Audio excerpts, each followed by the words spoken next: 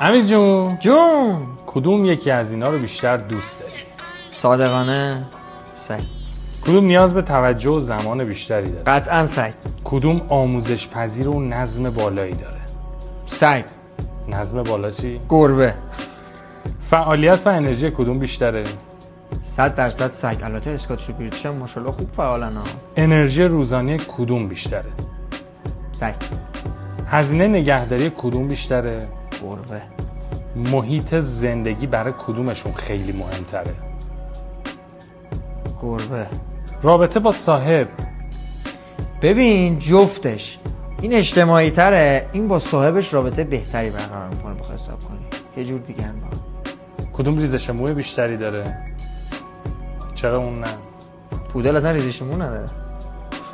کدوم تمیزی خونه رو بیشتر رعایت میکنه؟ ایشون. خودت کدومو داری؟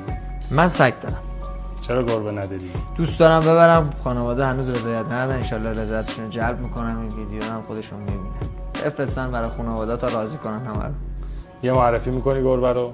اسکاتیش هستن، بلو گلد جذاب، توی پودل. آیا فیلم بردار، به نظر تو سگ ها قدیمی تر بودن تو خونه ها و قدمت دارن یا گربه ها؟ اینو بذار مردم جواب بدن. یه سوالم نمیتونی جواب بده، مردم جواب میدن.